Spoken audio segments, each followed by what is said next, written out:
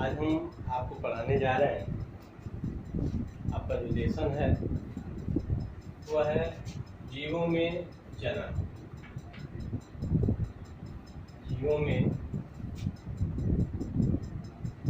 जनन। जीवों में जनन के बारे में पहले आपको जानना होगा कि जीवों में जनन क्या होता है।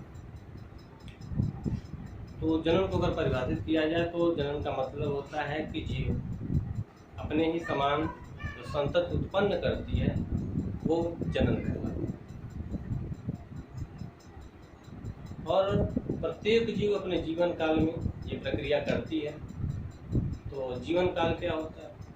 तो जीवन काल के बारे में कहा जाए तो जन्म से लेकर के मृत्यु तक का जो समय होता है वो आपका जीवन काल होता है। तो जीवन काल के हिसाब से अन्य अन्य जंतुओं के जीवन काल अलग अलग होते हैं। जैसे आपको कहा जाए तो तितली का, हाथी का, छोटे से छोटे और बड़े से बड़े जीवों का सबका अलग अलग जीवन काल होता है।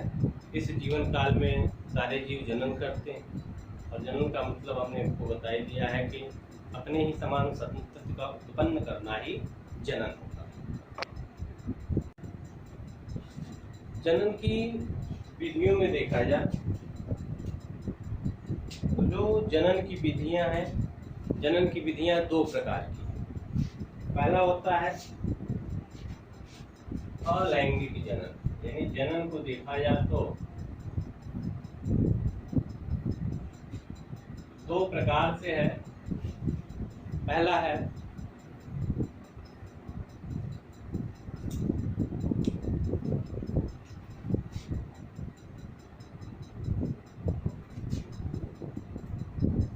अलैंगिक जनन और दूसरा है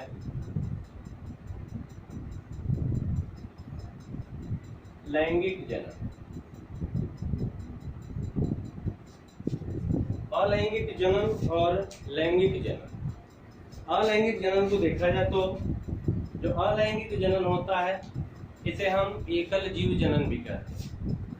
इस जनन में केवल एक ही जीव भाग लेता है। एक ही जीव का मतलब हो गया क्योंकि जो जीव होते हैं, जीवों में देखा जाए तो नर और मादा। ऐसे जीव जिसमें नर अंग पाए जाते हैं वो नर जनन अंग पाए जाए, या मादा जनन अंग पाए जाए, केवल एक ही अंग ऐसे पाए जाते हैं, उन्हें हम एक लिंगी। और जिसमें नर और मादा दोनों पाए जाते हैं उसे द्विलिंग कहते हैं। तो अलैंगिक जनन में केवल एक जीव जनन है कि इस जनन में केवल एक ही जीव भाग लेता है।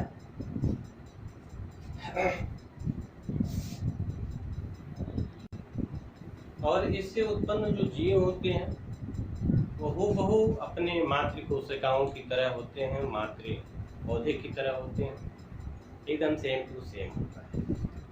अर्थात इसमें जो लक्षण होते हैं, आनुवंशिक लक्षण, वो सेम टू सेम होते हैं। इसे हम क्लोन भी कहते हैं।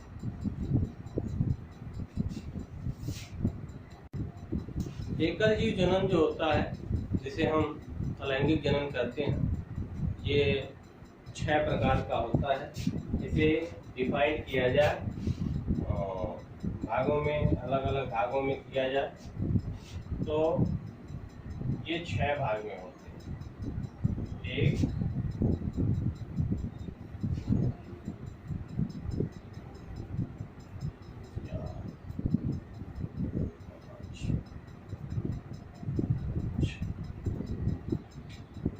तो जो इसमें पहला है इसे हम कहेंगे द्विविभाजन द्वारा।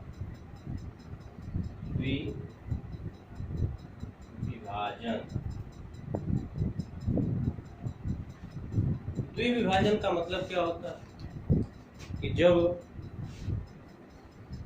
कोशिकाएं दो भाग में बट जाती है, वैसे ये प्रोटोजोआ संघ में इस प्रकार की प्रक्रिया होती है, जैसे अमीबा है, पैरामीशियम है, इन प्रकार के जंतुओं में द्विविभाजन होता है। द्विविभाजन के अंतर्गत जो होता है ये अंग्रेजी में इसे बाइनरी फिजन भी कहते हैं।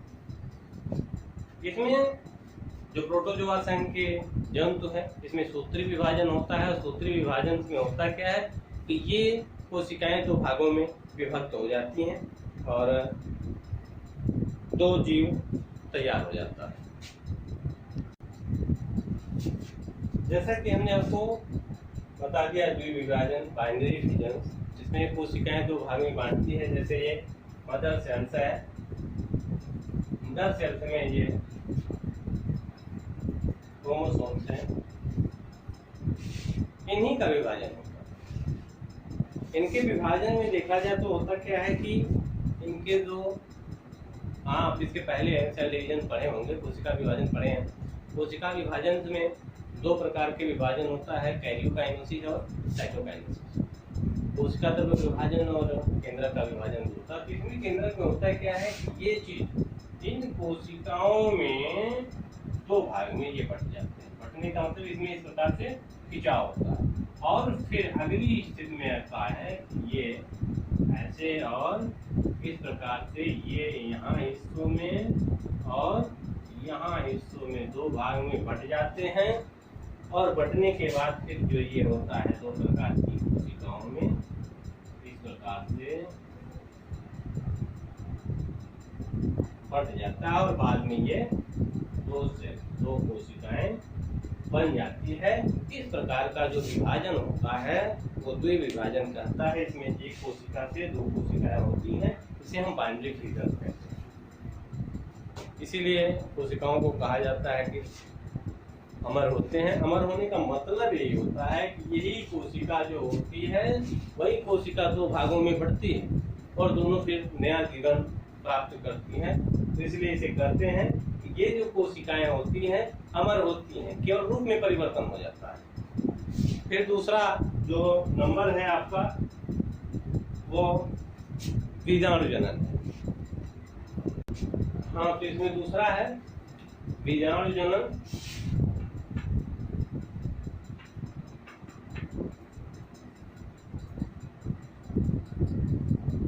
बीजाणु जनन जो होता है ये शैवालों में,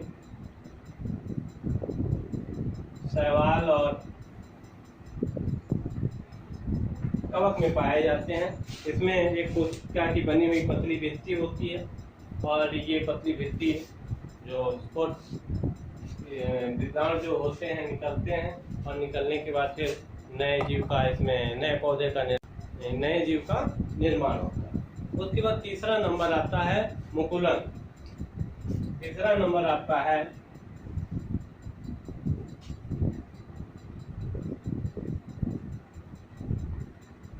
मुकुलन, जिसे हम बडिंग्स कहते हैं। बाई बडिंग्स के द्वारा भी ये आपके जनन होते हैं। बाई बडिंग्स का मतलब जैसे कलिका तो नहीं कहते, जिनमें अलग होगा। बाई बडिंग्स जो होता है यह हाइड्रा में पाया जाता है। हाइड्रा में नहीं, ईस्ट में पाया जाता है। इसमें जो ईस्ट की कोशिकाएं होती हैं, एक मिनट, जो ईस्ट की कोशिकाएं होती है समझने के लिए इसे हम मिटा देते हैं।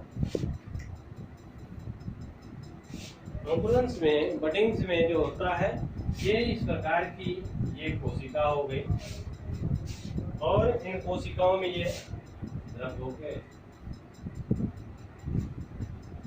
और ये केंद्रक होता है। यहाँ वैक्यूल्स होती हैं। इसमें होता क्या है कि जब मुकुलन की स्थिति आती है तो इस स्थिति में ऐसे उभार आ जाते हैं और उभार आने के बाद जो ये न्यूक्लियस है, न्यूक्लियस इस प्रकार की स्थितियों में बट जाता है और बटने के बाद जो थर्ड स्टेज आती है, थर्ड स्टेज में इस प्रकार की ऐसी स्थितियां आ जाती हैं और इन स्थितियों में ये भाग न्यूक्लियस का और ये भाग अलग अलग होता है और फिर इस प्रकार की स्थितियां होती हैं। और जब ये परिपक्व हो जाता है तो पौधे से अलग होकर के, यानी इससे अलग होकर के मातृ कोशिकाओं से अलग होकर के ये नए कोशिका का निर्माण हो जाता है। इस प्रकार का जो जनन होता है, इस जनन को कहते हैं मुकुलन, बाइबडिंग। फिर अगला जो होता है 3 हो गया। चौथा नंबर कलिका, कलिका द्वारा यानी बाइज्यूम्यूल्स। इसमें होता क्या है कि कुछ ऐसे पौधे होते हैं जिनकी पत्तियों के अग्रभाग में छोटी छोटी संरचनाएं, हरे रंग की छोटी छोटी संरचनाएं हो जाती हैं, और ये संरचनाएं जब परिपक्व हो जाती हैं तो परिपक्व होने पर एक कलिका का रूप धारण कर लेती हैं और फिर पत्तियों से अलग होकर के नए पौधे का निर्माण करते हैं। तो इस प्रकार की वृद्धि जो होती है इसे हम कलिका के द्वारा करते हैं। इसके बाद फ्रेगमेंटेशन है। 5वां नंबर आपका आता है फ्रेगमेंटेशन, खंडीभवन।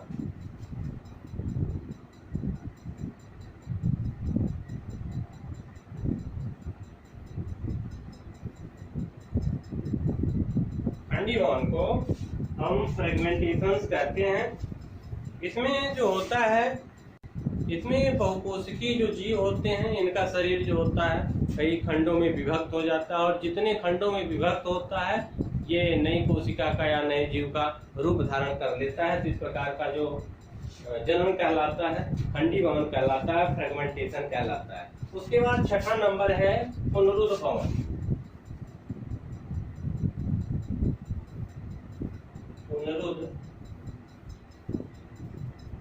पुनरुद्भवन जिसे हम रीजनरेशन कहते हैं।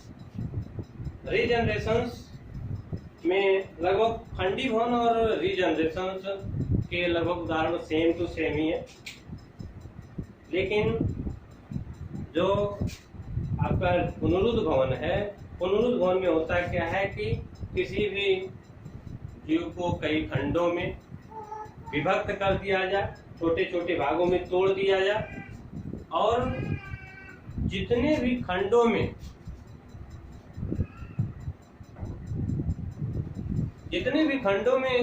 केंद्रक का अंश होगा उतने खंड जो होते हैं वो नए जीव का रूप धारण कर लेते हैं। ये हाइड्रा प्लेनेरिया में होता है, और इसके पहले हमने खंडीभवन में बताया था कि खंडीभवन में इसमें जीव जो होता है बहुकोशिकीय शरीर का जो होता है 2 या 2 से अधिक टुकड़ों में टूट जाता है, और 2 या 2 से अधिक भाग में जब टूटता है तो ये नया जीव बन जाता है। उसी प्रकार से पुनरुद्भवन में है। पुनरुद्भवन में है किसी आप कई टुकड़ों में काट दें, लेकिन प्रत्येक टुकड़ों में जो केंद्रक का अंश होता है, केंद्रक का अंश होना चाहिए। जिन जिन टुकड़ों में केंद्रक का अंश होगा वे टुकड़े अपने नए जीव का रूप धारण करेंगे, लेकिन जिनमें ये केंद्रक की मात्रा नहीं होगी, केंद्रक का अंश नहीं होगा, उसमें जो होता है वो नए जीव का निर्माण नहीं हो सकता। इसी प्रकार से जो जनन की बात की जाए तो पौधों में जो अलैंगिक जनन जो होता है वो कायिक जनन भी कहलाता है या कायिक प्रवर्धन कहलाता है। यानी पौधों में जो होने वाला अलैंगिक जनन है इसे कहते हैं हम कायिक जनन या कायिक प्रवर्धन। कायिक जनन जो होता है ये पौधों के अंगों के द्वारा, कायिक माने शरीर, काया माने शरीर होता है, और शारीरिक रूप से बनने वाला जो नया जीव होता है इससे जो होने वाली संतति होती है, संतति उत्पन्न करना कायिक जनन कहलाता है।